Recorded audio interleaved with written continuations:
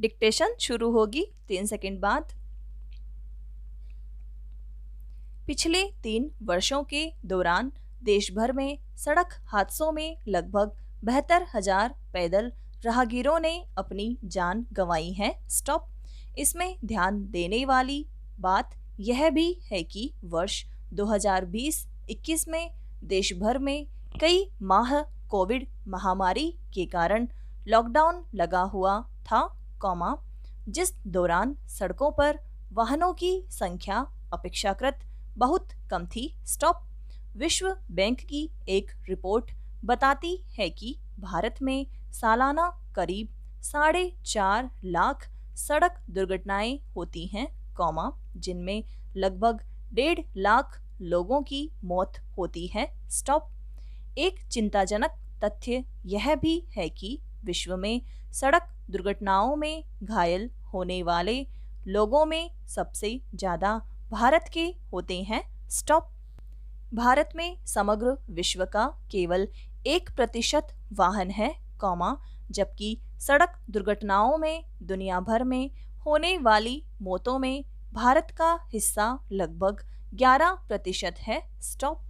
सड़क परिवहन एवं राजमार्ग मंत्रालय द्वारा हाल ही में किए गए एक अध्ययन में यह अनुमान लगाया गया है कि भारत में सड़क दुर्घटनाओं से 1,47,114 करोड़ रुपये की आर्थिक क्षति होती है, जो जीडीपी के 0.77% के बराबर है। स्टॉप।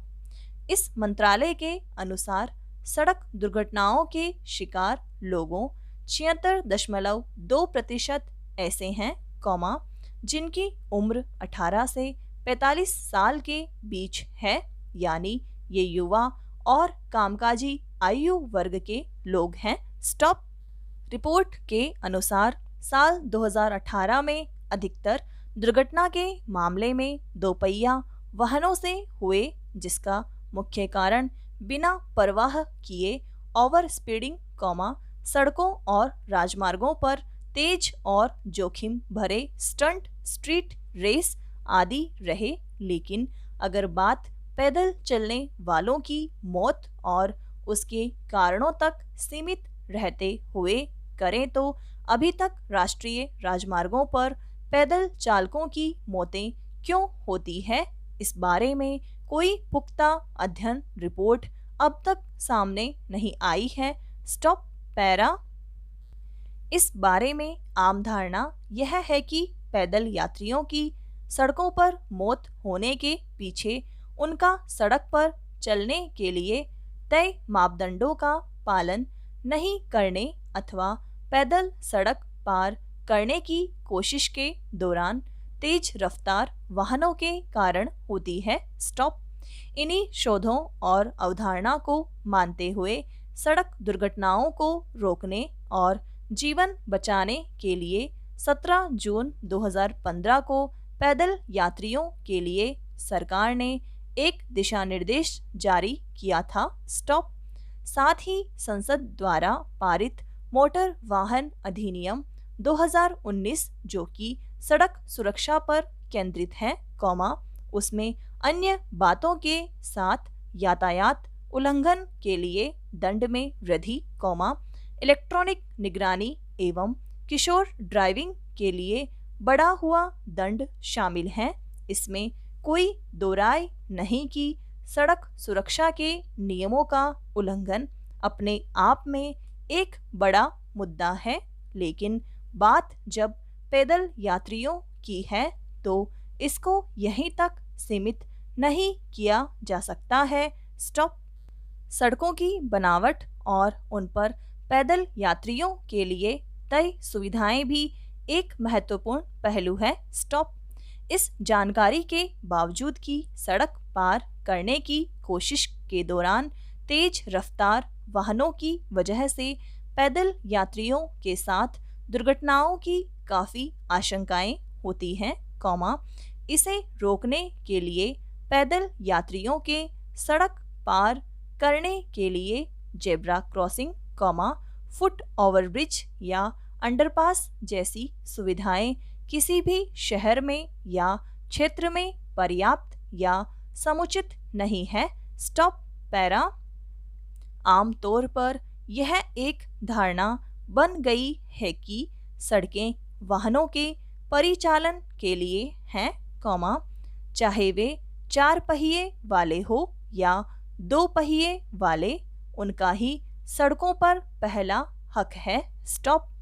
यह बात केवल शहरों के बाहर लंबी दूरी की यात्रा के लिए हाईवे या एक्सप्रेसवे के लिए ही लागू नहीं है, बल्कि शहरों के अंदर भी पैदल यात्रियों के लिए गाड़ियों को ध्यान में रखकर बनाई गई सड़कों के दोनों ओर बची जगह ही है, जो जरूरी नहीं कि सही तरह से फुटपाथ के रूप में भी बनी हो। स्टॉप।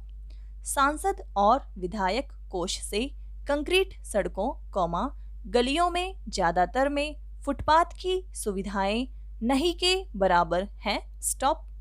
शहरों की योजनाओं में गाड़ियों के आवागमन की सुविधा पहले पायदान पर और पैदल यात्रियों की सुविधा निचले स्थान पर जाने लगी है। स्टॉप। विगत कुछ दशकों में यही सोच गलियों जिनमें फुटपाथ का होना संभव ही नहीं, या कहें कि जो सही मायने में पैदल के लिए ही बनाई गई है, और यह सोच केवल शहरों तक नहीं, बल्कि गांवों में भी वाहनों की निरंतर बढ़ती संख्या और सड़कों का जाल बिछने के कारण वहां भी बढ़ने लगी है। Stop para. वर्ष 2019 में पूरे देश में लगभग 30 करोड़ मोटर वाहन थे, यानी वाहन नहीं रखने वालों की संख्या वाहन स्वामियों से कई गुना अधिक है। स्टॉप। वैसे भी आजकल शहरों और यहाँ तक कि गांवों में भी यह प्रवृत्ति बढ़ती जा रही है कि घर के आसपास से सामान लेने या छोटी दूरी के लिए भी लोग वाहन होने पर पैदल नहीं जाते हैं। स्टॉप।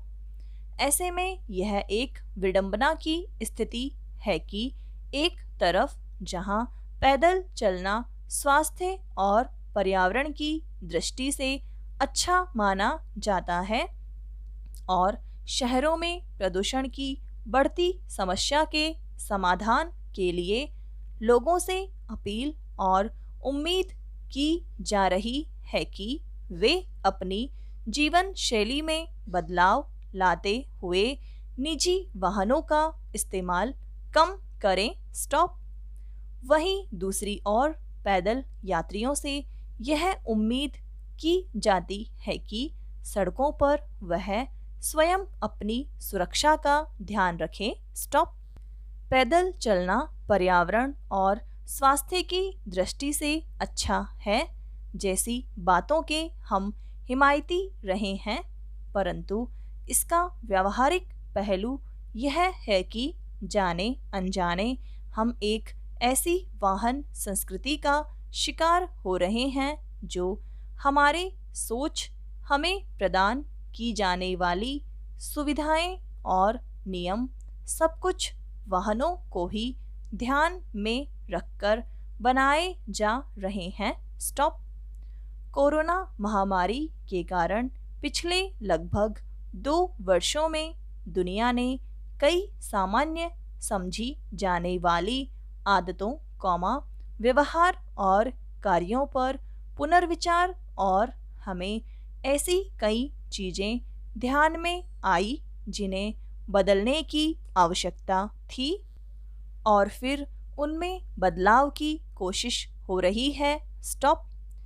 विश्व स्वास्थ्य संगठन के अनुसार सड़क दुर्घटनाओं के कारण विश्व में प्रतिवर्ष 13.5 लाख लोगों की मृत्यु होती है और लगभग 5 करोड़ लोग शारीरिक रूप से अक्षम हो जाते हैं। स्टॉप।